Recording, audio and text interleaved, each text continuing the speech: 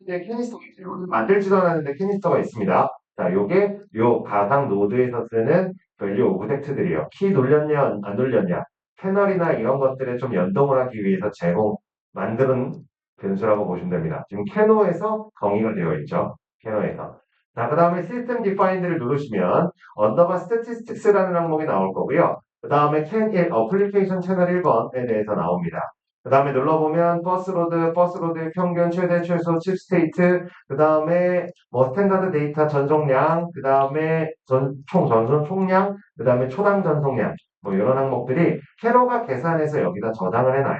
그래서 이 값을 이제 저희가 이런 윈도우에서 같이 분석할 수 있습니다. 그래서 어떤 값이 들어오는데 버스로드가 어떻게 되는지, 어떤 값이 들어오고 있는데 시스템 변수 값은 어떻게 되는지, 이런 것들도 같이 확인할 수 있다라고 보시면 되시겠습니다.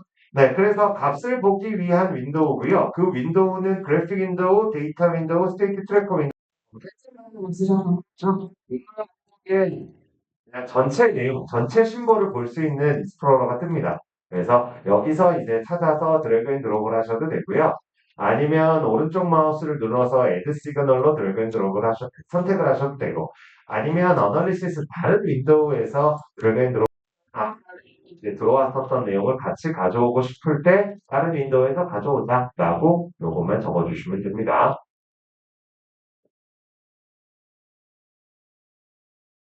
네. 그 다음에 이제 데이터 윈도우입니다. 데이터 윈도우는 그냥 표로 보는 윈도우라고 보시면 돼요. 다 차트 정도. 네. 그 다음에 그래픽 윈도우, 그 다음에 마이 그래프라고 이름을 받고 있습니다. 마이 그래프.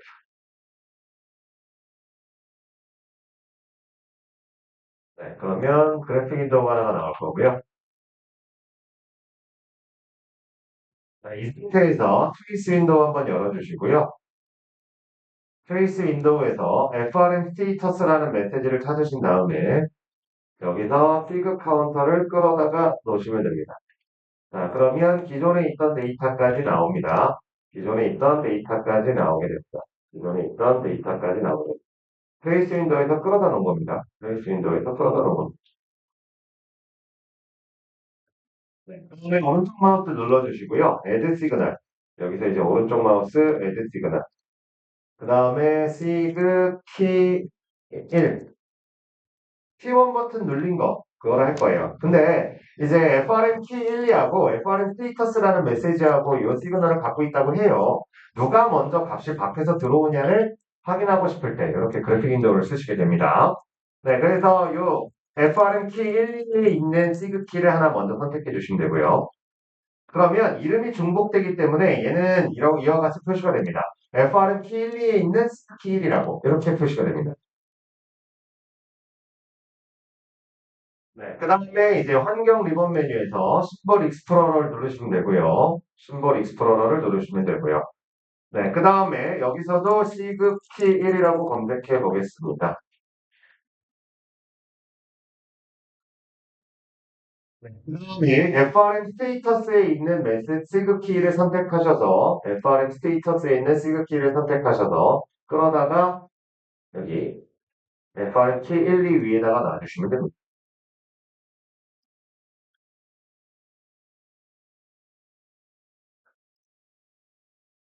그 다음에 오른쪽 마우스 누르시고 이번에는 애드 변수, 그러면 이제 똑같은 화면이 나오는데 이번에는 시스템 변수로 되어 있죠. 그래서 이와 같이 오른쪽 마우스로 애드 시그널이나 애드 변수, 펑트,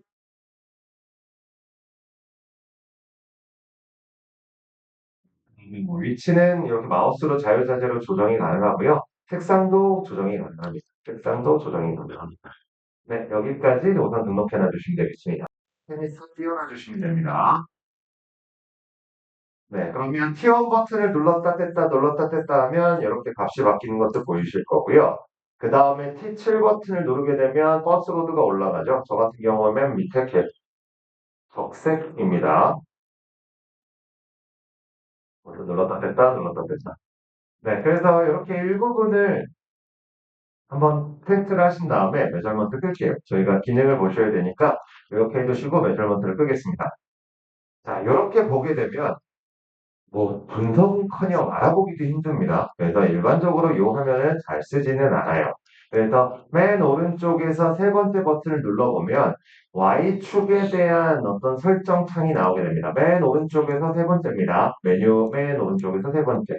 그러면 두 번째 메뉴 같은 경우에 모든 Y축을 보여준다. 근데 아직도 보기는 힘들죠? 아직도 보기는 힘듭니다. 네, 그 다음에 두 번째 말고 세 번째를 누르시게 되면 이처럼 균등 분할로 화면을 나눠서 보여주게 됩니다. 균등 분할로 화면을 나눠서 보여주게 됩니다. 그래서 이렇게 분할로 나눠서 보여주게 되면 컨트롤 버튼을 누르고 이 경계선까지 가보세요. 컨트롤 키를 누르고 경계선까지.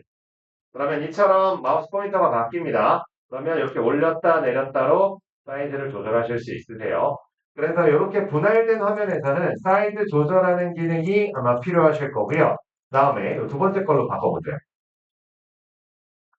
이때는 저희가 어떤 게 필요하냐면 일반적으로 분석 화면을 만들어 두면 좌측에는 값 분석이고 우측에는 상태와 관련된 것들을 이렇게 Y축을 배치해 놓는 경우가 있어요.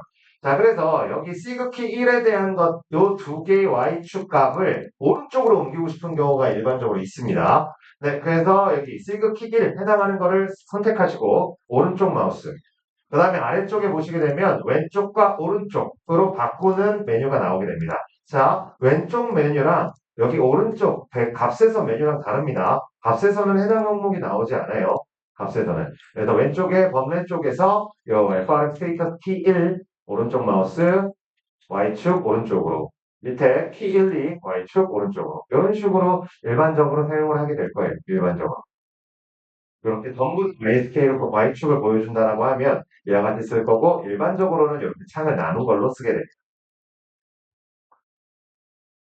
네, 다시 이렇게 창 세 번째 걸로 바꿔주시면 되고요. 세 번째 걸로 바꿔주시면 되고요.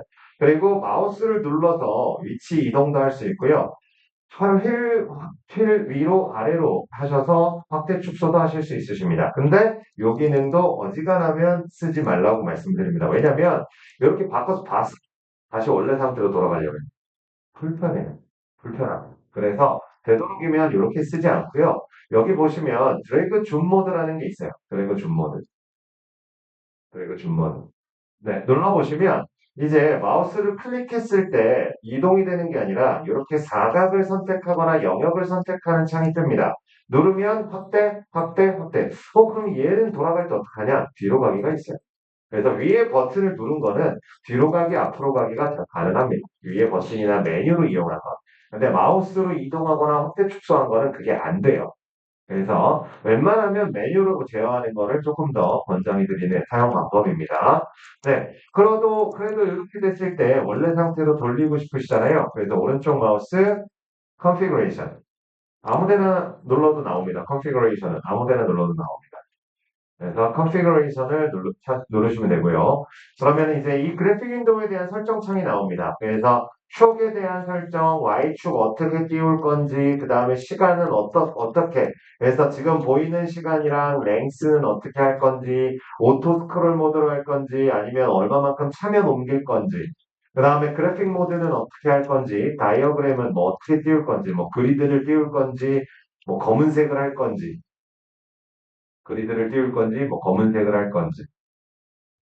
그 다음에 뭐 범례는 어떻게 띄울 건지, 뭐 최적화는 어떻게 띄울 건지. 네, 이렇게 할 수 있습니다. 네, 그래서 지금 제가 여기 다이어그램 메뉴에서 쇼 그리드 선택했고요. 그 다음에 백그라운드를 화이트에서 블랙으로 바꿨습니다. 네, 그다음에 첫 번째 심볼 축 눌러보시게 되시면 이제 민 맥스가 나오고요. 여기서 이제 저희가 수동으로 그 값을 바꾸실 수도 있고 아니면 오른쪽 마우스 누르셔서 디폴트 스케일을 누르시면 원래 값으로 들어오게 됩니다. 원래 값으로. 그리고 오른쪽에 뭐 캡션이나 이름이나 이렇게 바꿀 수 있습니다. 이름이나 캡션이나. 네, 시그 카운터 같은 경우에는 FRM 스테이터스 메시지 안에 들어있는 건 맞는데 우선 얘는 이름으로 고유하게 구분이 돼서 따로 메시지 이름이 안 들어와 있고요. 얘는 시그널 이름으로 고유하지 않으니까 메시지 이름까지 이렇게 표시해주고 있습니다. 메시지 이름까지 표시해주고 있습니다. 네, 여기서 OK 눌러주시면 되고요. 그럼 화면이 이렇게 바뀔 겁니다. 화면이 이렇게 바뀔 겁니다. 네. 여기까지 안 되신 분 계실까요?